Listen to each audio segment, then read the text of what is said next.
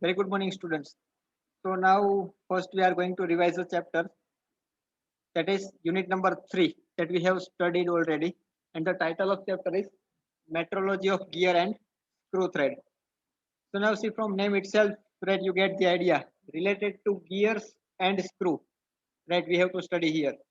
Again, metrology. So you know the meaning of metrology. Actually, it's a science or art of measurement that we know, right? Science or art of measurement. So we have to measure various parameter for the gear and for the screw thread. So we are not going to derive anything here, but we are just going to cover up overview of the chapter, right? So first, what we have studied here in this topic. So here you can see a basic thing. What is gear? Right. So gear means, as we know, simple.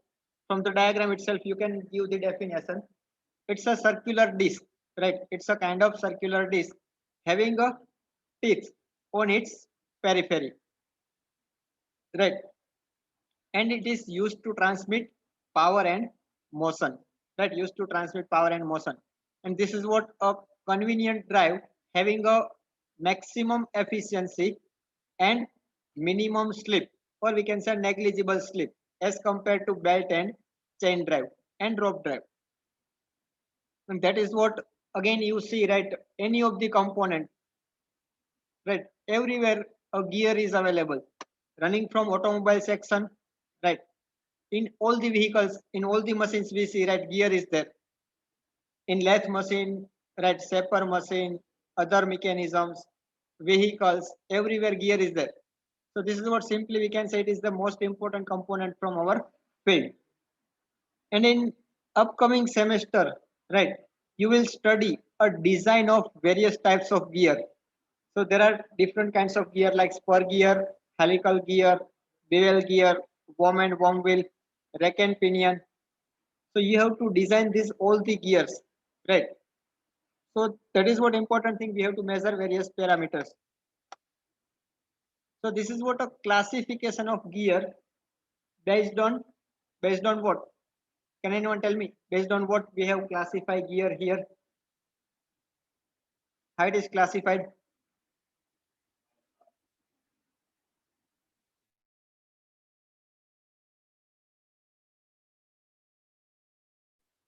So according to connection of shaft, gears are connected here, right? So here you can see, right, according to shaft, this is one kind of classification. Another classifications are also there according to speed, right? It's a low speed, medium speed, and high speed gear. Third possibility is also be there according to teeth. Either it is an internal gear or external gear. So here you can see, is it of what kind of gear? Is it external or internal? Is it external or internal gear? As you can see, teeth is on the outer periphery of gear, right? So that is what this is a external gear. If you know about sun and planet, I think in, right, kinematics of machine you have studied that sun and planet mechanism, where in outer ring teeth are available inside, right? So that is what known as internal gear, right? So different kind of classifications are there, but here you can see this is based on a shaft connection. One is parallel, another one is intersecting, third one is non-parallel, non-intersecting, and there are some sub parts are also be there, right? So this is what a classification. Second, you can see, right, as I told you, according to peripheral velocity, it's a low speed, medium speed, and high speed or high velocity. And third one is based on type of meshing gear, how it is connected. So it is external and internal gears.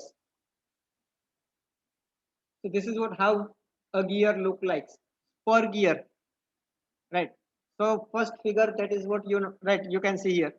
This is a per gear. So here you can see the axis of shaft for these two gear. These two gears are in parallel position, right? It means shaft are parallel when it transmit a power or motion. Second is also, right. What is the name of this gear? It's a helical gear. So what is the change? Now teeth is not parallel to axis of shaft, but teeth is inclined at some angle. And this is what known as helical gear. Third thing is, this is what rack and pinion. So where it is used, where rack and pinion is used. So simple fundamental is where we want to convert a rotary motion into reciprocating motion, right? We can use it. And in the old car, in a steering mechanism, this kind of mechanism is available, right, to transmit a power or motion. So in all these three cases, right, in all these three cases, you can see shaft is parallel. Now here the point is actually right. In rack and pinion, the point is how it is parallel. In these two cases, it is simple, right? You can see shafts are parallel to each other. But here, as you can see, the teeth of this pinion and see, rack means what actually?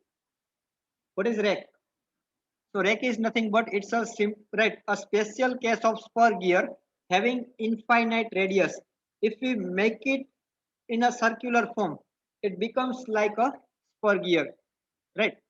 So rack is nothing but it's a infinite diameter kind of spur gear. But here you can see, right, teeth of pinion and teeth of rack both are parallel to each other, right? And that is why it's a case of parallel shaft. Next is worm and worm wheel. So this upper part look like a screw is known as worm, and bottom one is a worm wheel. So now when it is used, where we want very high reduction ratio of speed, right? Here you can see, right, a very high speed with this worm is rotating. But when we want very slow motion of output, right, and the case is neither axis is parallel nor it is intersecting, right? So this is what a case of worm and worm wheel. Different terminologies that we have already studied, right? So if you have doubt in any terminology, you can ask, or else we are right moving ahead. So it's a pitch circle diameter, addendum circle. See in final exam, right? It is important thing like a definition can be asked, either 1 mark definition, either in 4 mark, right? Or maybe in 3 mark. Three definitions can be asked, two definitions can be asked, right? And if they want to ask in 7 marks, so in 7 marks also, right, seven definitions can be asked. So you have to prepare, right, all the definitions. Right, question can be asked like draw this diagram and explain any three terminology. Draw the diagram, explain any two. Right, so any kind of question can be asked. So definitions are pitch circle diameter, addendum circle,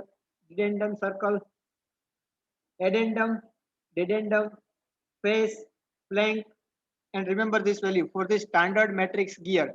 Addendum height is taken as 1 time module and dedendum height is taken as 1.25 times module. Face, flank, then tooth thickness, width of space, circular pitch, and the formula of circular pitch is pi d upon t, where d by t means what is d by t? Module, right? So what we can write? Another formula is also possible. D by t is equal to module, so it is pi into module. Then clearance, blank diameter, top length. Next is pitch point, pressure angle, base circle, and module. So here you can see module is d by t. And reverse of module is, do you know what is reverse of module? 1 by m. What it is?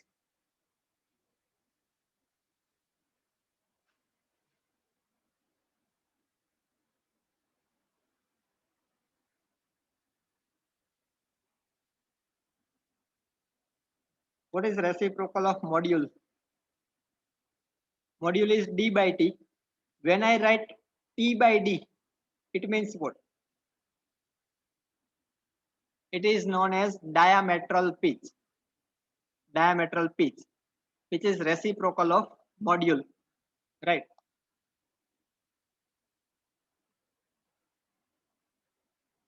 Then you can see, right, a form of gear teeth. See, form is also known by another letter, a profile of gear teeth, right? So basically there are two types of gear tooth profile. One is involute and second one is cycloidal profile. Do you know how to trace it? How we can trace involute and cycloidal profile? In engineering drawing subject, you have trace involute and cycloid, if you remember. Do you know how to trace it? How involute shape is generated and how cycloidal profile is generated?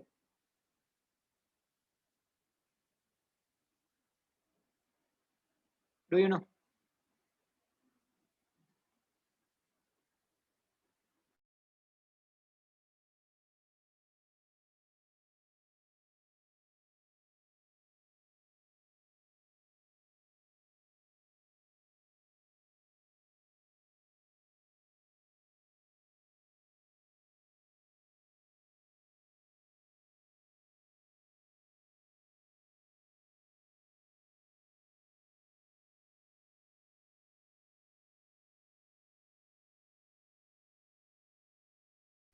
So actually, see, involute profile means we have a flat surface on which if we rotate a circular disc and if we select one fixed point and if we trace a path on a flat line, then the profile is like involute section.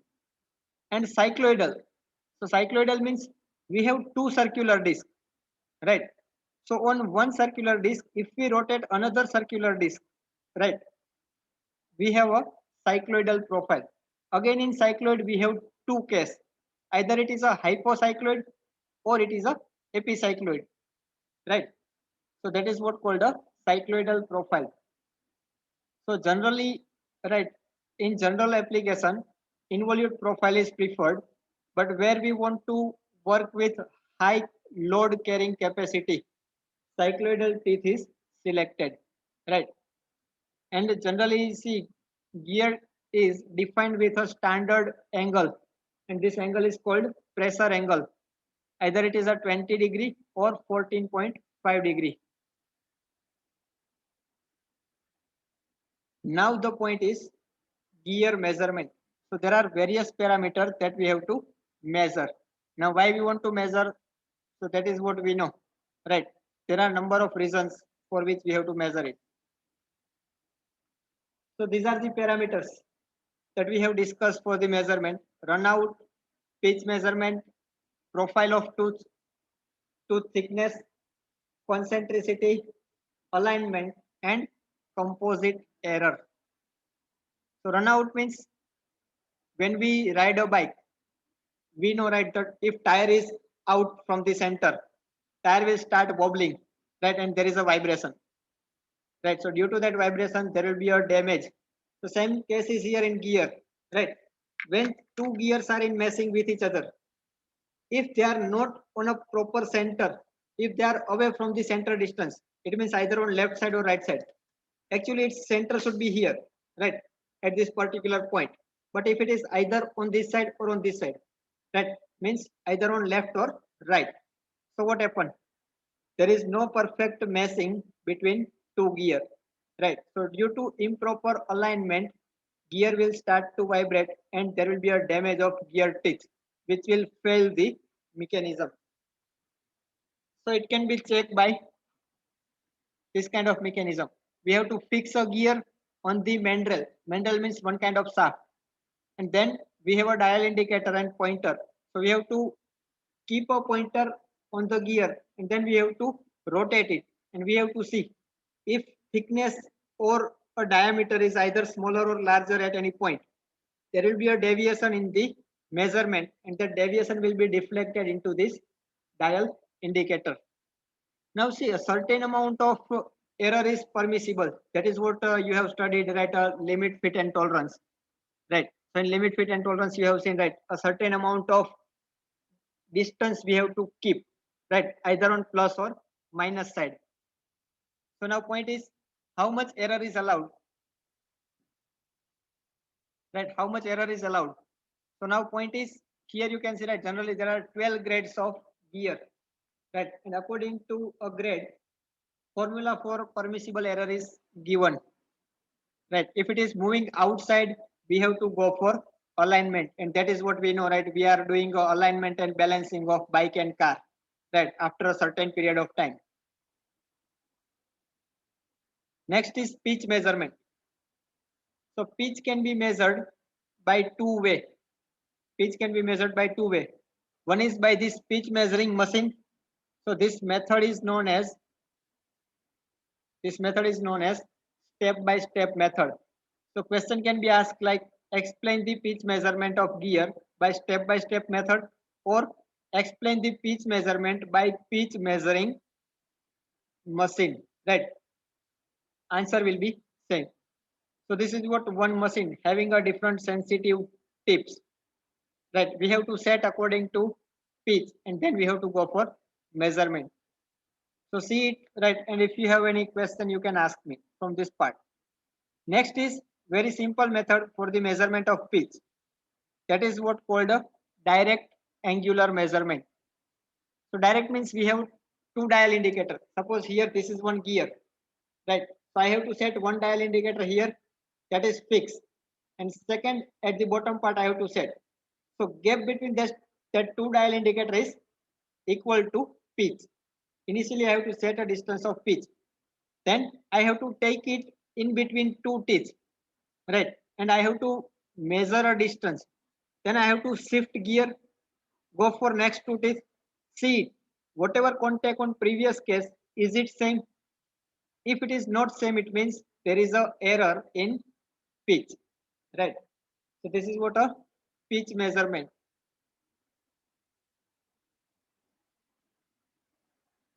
Next is profile checking.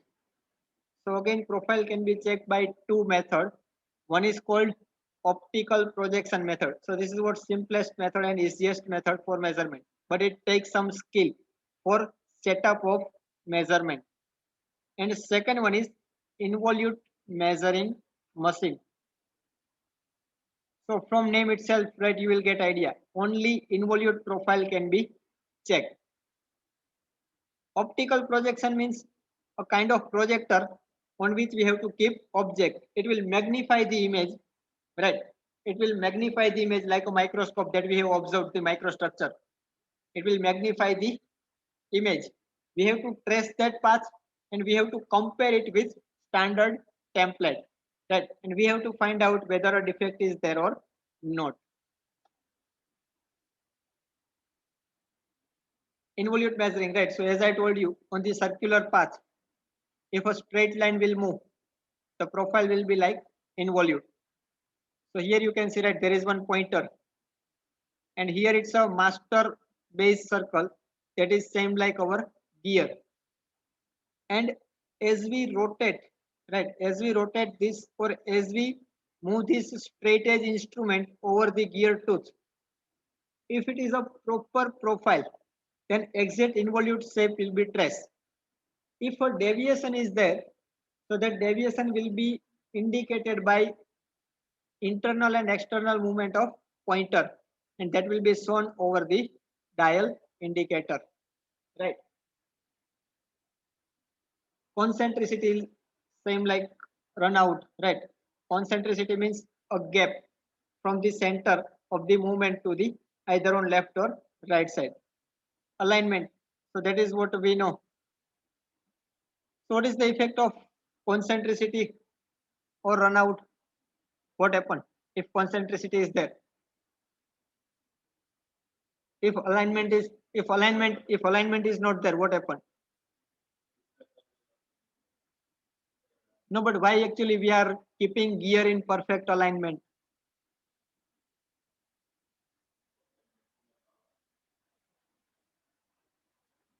See, actually, if alignment is not proper, load acting over gear will not be distributed properly, right?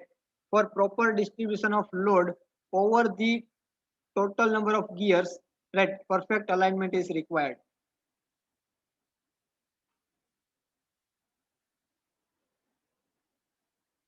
Next is composite error measurement. Right. If you refer another book, right, in place of composite error, they have also written a miscellaneous error. So what is the meaning of miscellaneous? We don't know what kind of error is there, but we just get idea that error is present into the gear, right? It may be a pitch error, it may be a profile error, it may be a thickness error, maybe runout error, right? Any kind of error will be there, but we just get the idea about error, right? We cannot say specific, this is the error of this kind. So to measure the composite or miscellaneous error, the device used is known as Parkinson's gear tester. See here, this is what arrangement, right? If question will be asked for 7 marks, both figures are required to draw. If it is for 3 or 4 marks, right, you can explain by drawing one figure.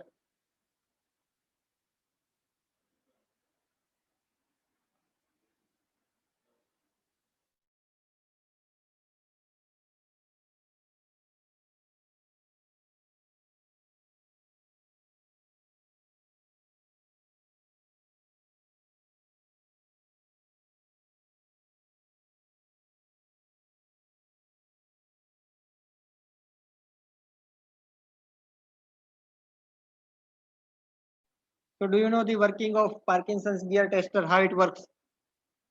Do you know?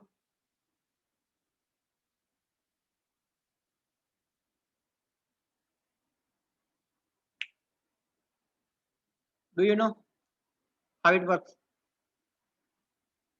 Yes or no?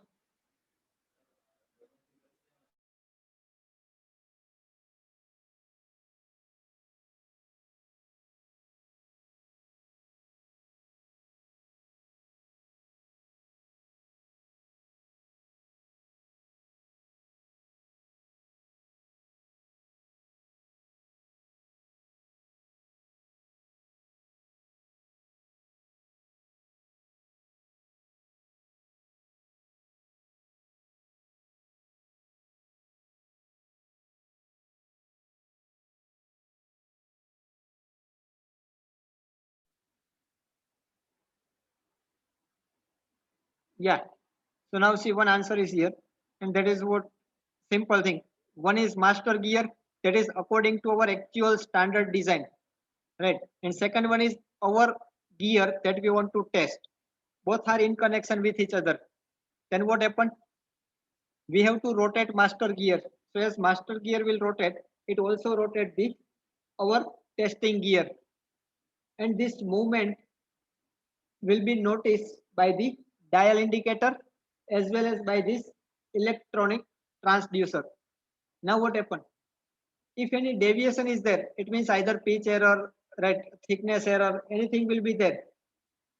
So this second part will move either move inside or outside, and with this part a dial indicator is connected. So due to this inside and outside movement of this floating carriage, right, it gives indication on the dial indicator, and we have to measure that deviation. Second thing, like a cardiogram, right, a profile will be traced on this electronic transducer, right? So based on that profile, how we can say error is there or not? So here you can see. So these are the three cases. First one, right? If this kind of profile is traced by transducer, it means it is a perfect gear. There is no deviation or no error present into the gear.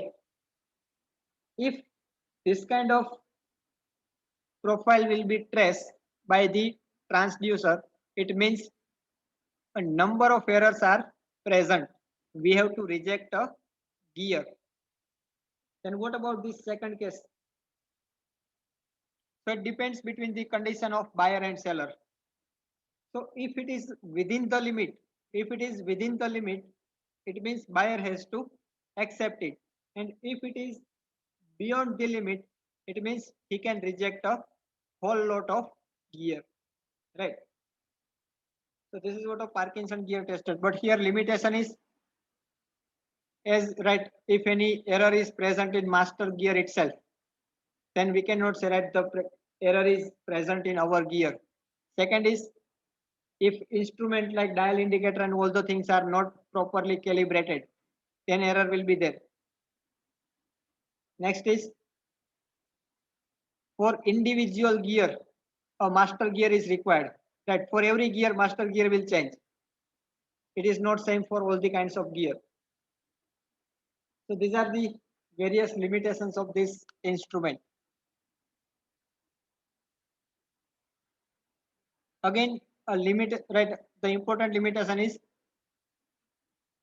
measurement by the dial indicator having their own list count, right? Beyond that, it cannot measure. As we know, right, in vernier or micrometer, we know, right, a list count is 0.01 and 0.02 mm and all the things. So beyond that, it cannot measure. So same way here, that a dial indicator is having their own limitation. So more than that, accuracy is not possible.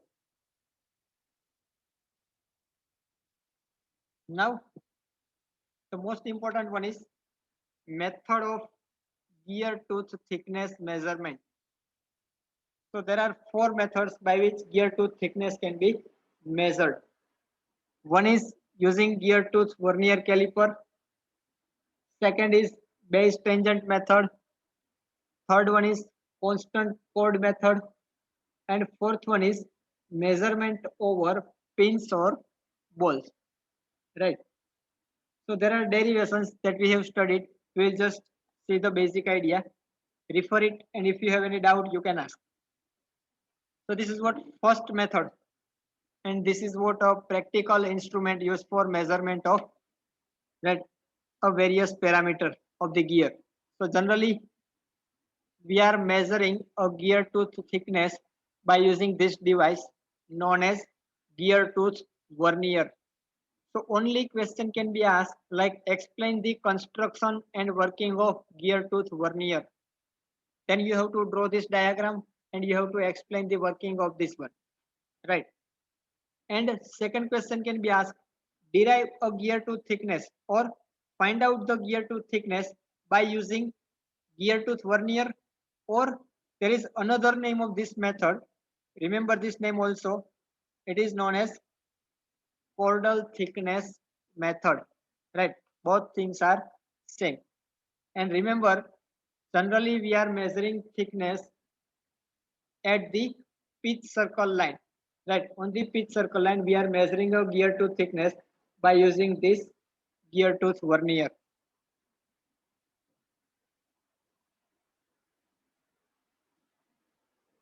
So this is what our advantages, limitations of this method. You can refer it. And this is what our derivation, right? All these steps are there. Refer it, and if you found any query, you can ask. So remember this formula, right? A small question can be asked from, right, means an example kind of question can be asked. Find out the gear tooth thickness, right? And remaining all the parameters are given to you, like a number of teeth and module. So this is what the final formula for gear tooth thickness. And second one is the, right? So thickness means here you can say this W is the gear tooth thickness. And second parameter, that is what? Height. So height means at a pitch circle line we are measuring it. So what should be this height? So final formula for height is this one. That is what you can see here.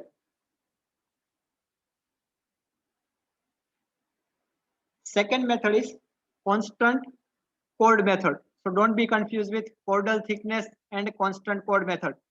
Previous one is chordal thickness method. And this is what second one, which is constant chord method. So here see derivation is given again to find out the thickness. Right. So you can again go through this derivation part. Third method is base tangent method. So again question can be asked like draw the base tangent comparator and explain the working of it, or derive the theory to find out gear tooth thickness.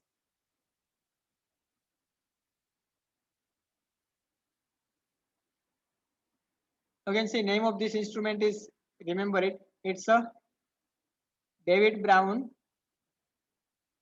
tangent comparator.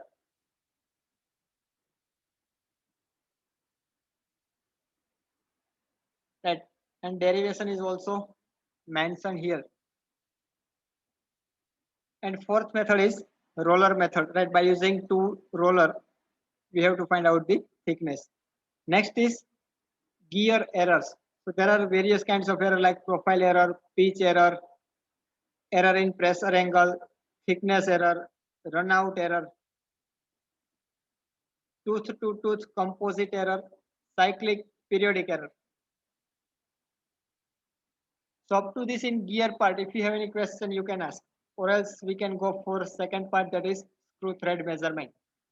Is there any question in gear measurement? And the material is already uploaded on Google Classroom as well as in e-content. You can find it. And I have also shared it in class group.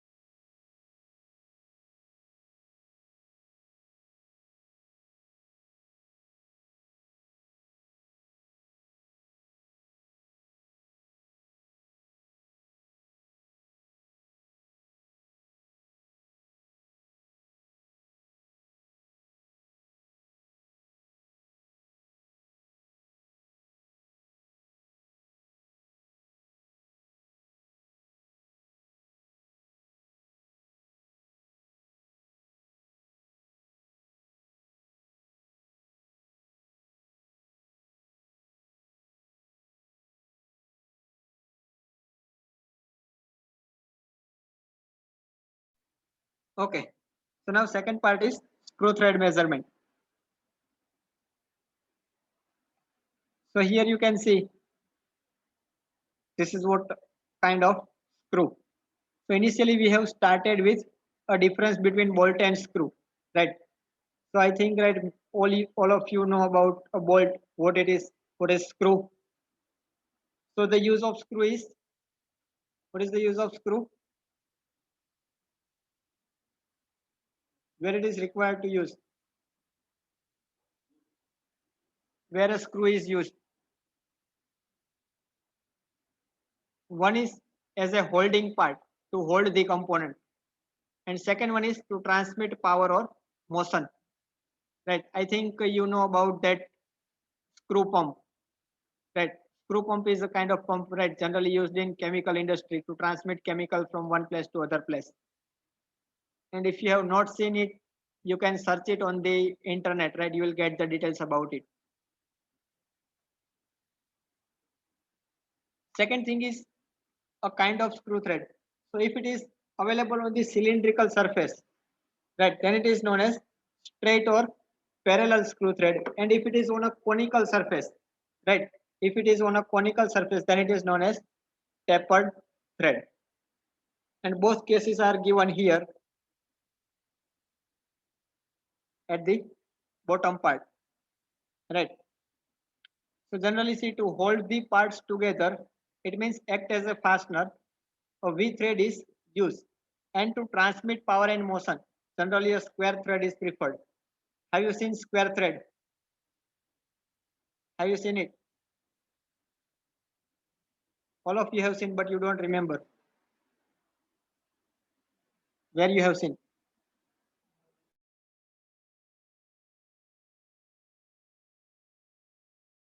Where you have seen a square thread.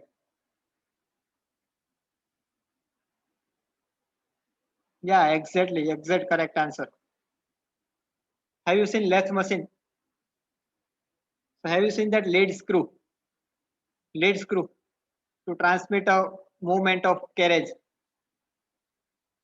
So at the side part where a operator is available, that a lead screw is there on which we can travel a motion, right? So in that case, a lead screw is a kind of square thread. Okay. Now, so this is what a different kind of classification of screw thread that it can be asked. So according to surface on which threads are cut, external, internal, according to operating mechanism, either it is a right hand or left-handed thread, according to number of start, either it is a single start, double start, or multi-start threads. And this is what you can see the schematic diagram. You can see the schematic diagram of threads. This is what right and left hand thread. It can be asked what is right hand thread, what is left hand thread, right? So according to movement, what is happening? Either a screw is moving inside the bolt, or sorry, screw is moving inside the nut, or is it coming outside, right? Based on that, it is segregated. Next is single and twin start, or maybe it is multiple start. So single start means a pitch is equal to lead. Pitch means a distance between two threads, right? Same point on two consecutive thread. Lead means by same thread, distance traveled in one rotation or in one revolution, distance traveled by screw is known as lead.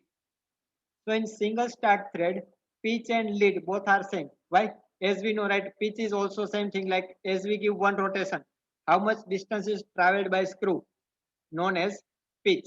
Same thing is for lead. But for double start and triple start, for double start, remember and listen the sentence. Pitch is half of the lead, or we can say lead is two times pitch. Why? Say it here. So this is what one kind of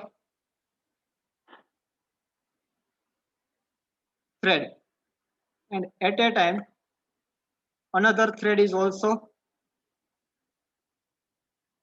running, right? It means two thread is in continuous motion. So pitch means we know from this particular point to this point, this distance is known as pitch. But lead means by same thread. It means if we consider this green color thread, so distance traveled by this green color thread itself in one revolution is known as lead, right?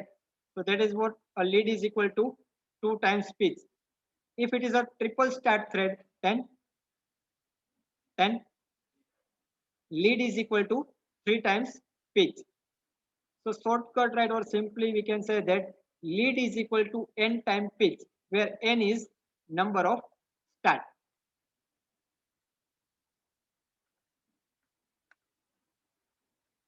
Next is terminology. So as we have seen different terminology for gear, same thing is here, right?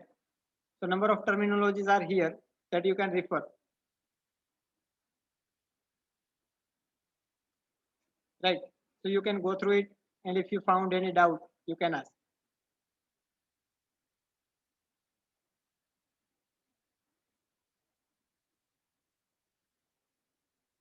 Then types of screw thread. Again, this is also one kind of classification according to profile of screw thread.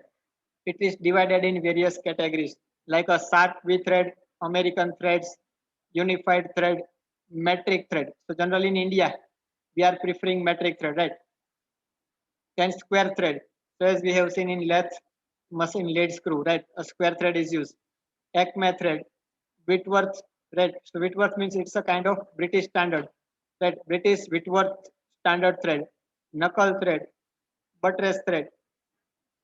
So according to profile, angle of thread, right? These threads are differentiated. Now the important one is measurement of screw thread parameter. So as we have measured various parameter for gear, same way, right? We have to see the parameter for screw thread. So it's a major diameter, minor diameter, effective diameter.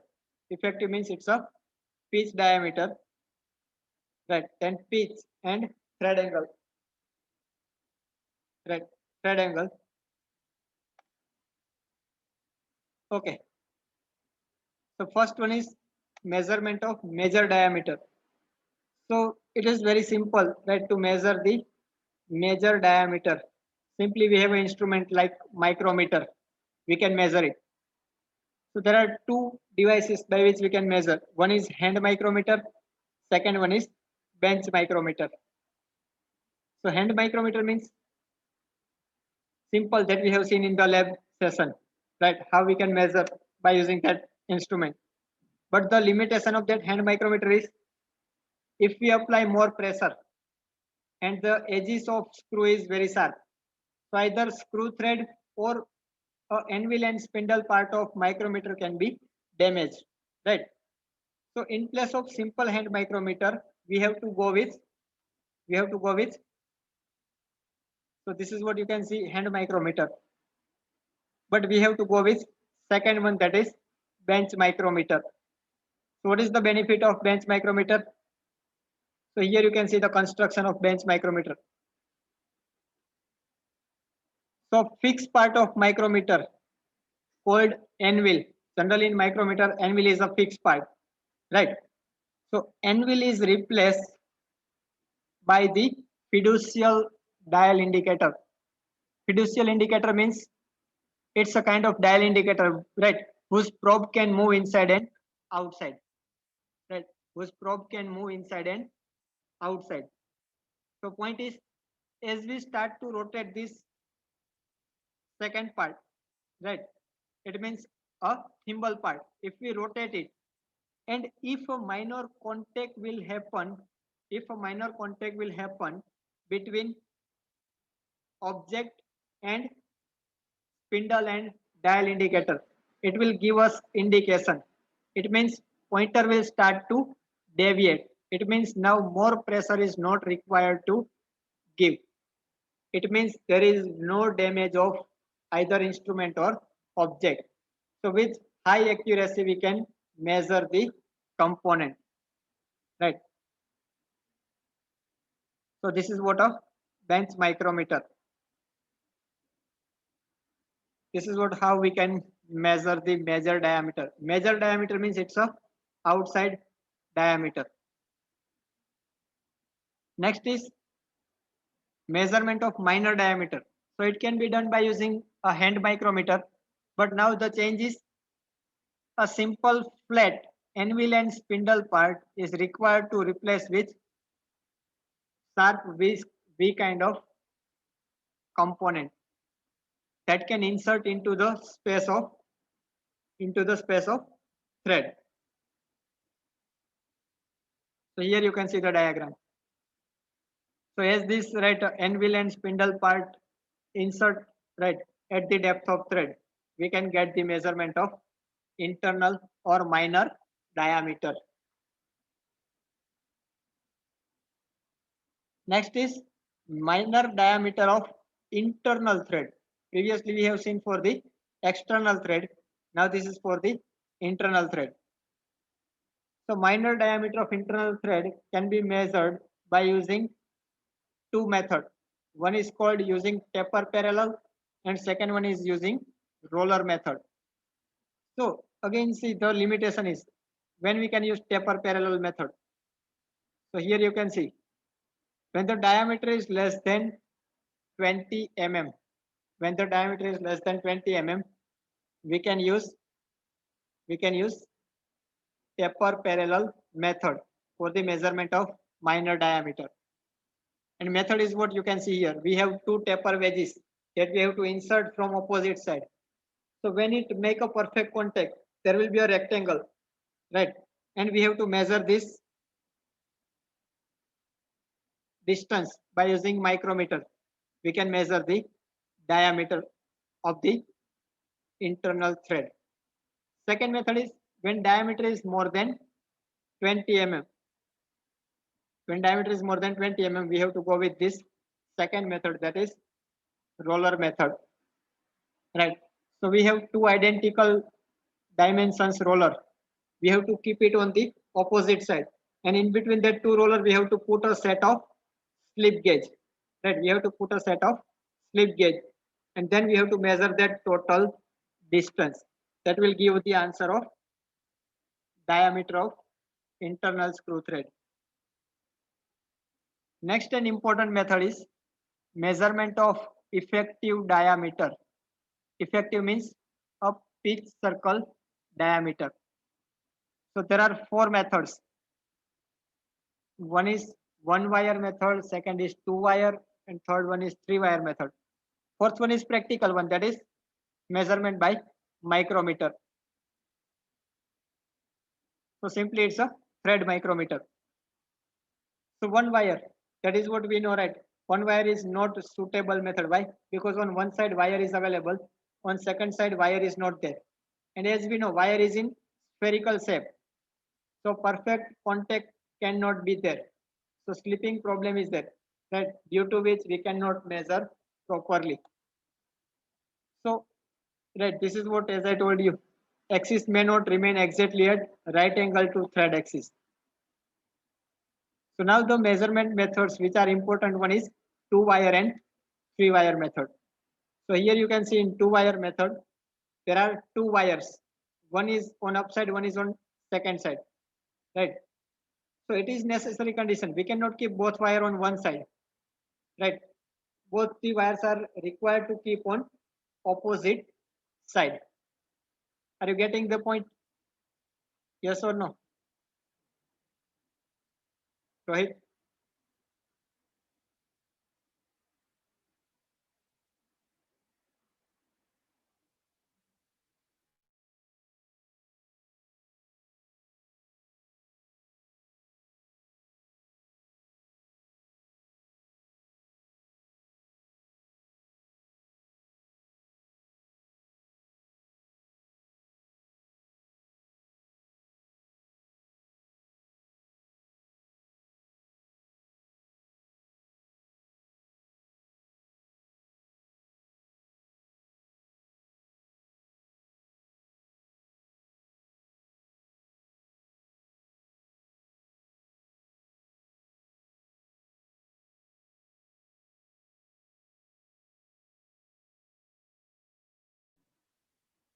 So here the point is that we have to keep two wire. One is on upside, one is on downside. But yes, we can measure the diameter. But again, the point is, as we have, right, a improper support on the flat surface of micrometer. So again, there might be a chances of slippage, and due to which, right, we will not get the perfect answer. So to get the perfect answer of measurement, the efficient method is, that is three wire method, right? So derivation for two wire and three wire method is given here. That is what you can go through it, right? So this derivation is important, right? It can be asked in final exam.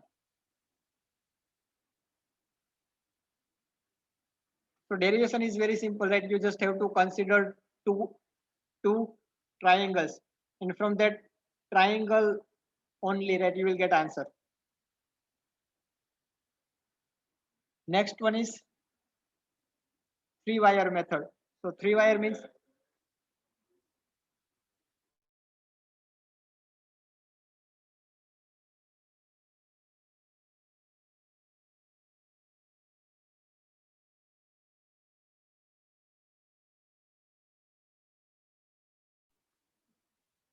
okay. So three wire method means on one side we have one wire, on another side we have two wire. So due to two wire, we have a proper support, right? required and that is available for the micrometer surface. So we can get proper measurement, right? So based on that, we have to measure the effective diameter.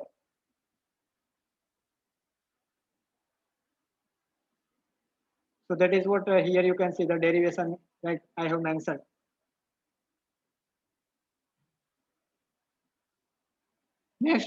Next theory that is also important one is best wire size.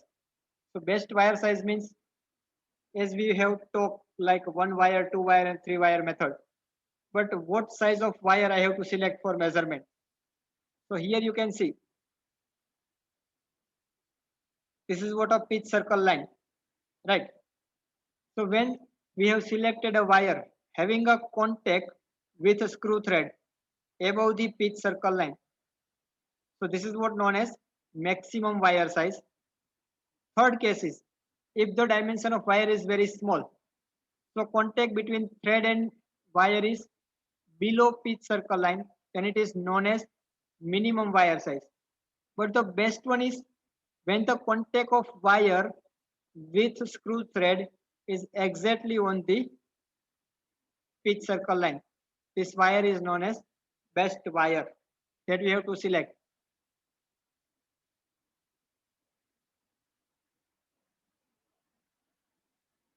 So this is what one simple derivation is given, right, for the best wire size.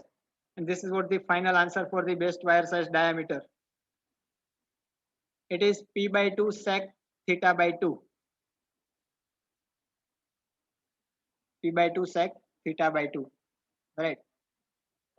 When you put the answer of P and theta, you will get the best wire size that you can use for your particular kind of thread. Then this is what a kind of profile projector used for measurement of either profile or thread angle. So we just have to trace this profile, right?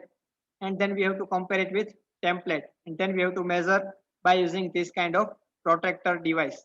It's an angle protractor, right? By which we can measure the angle. So up to this, if you have any question or query, you can ask, or else we are going to end up this session here. Right? You can start reading. You can ask a question if you have anything. Is there any query? Okay, so now we are ending session here. Thank you very much. Have a nice day.